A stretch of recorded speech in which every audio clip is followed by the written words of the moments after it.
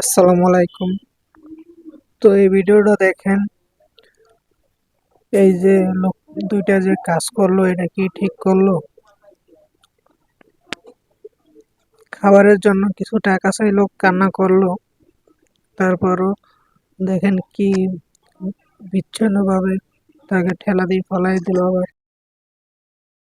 ঠিক আছে, এটা দেখার পরে আমারই চোখে জল এসে বললো। দেখেন কি আর বলবো, বলার কিছুই নাই, ভিডিওটা সম্পূর্ণ দেখেন।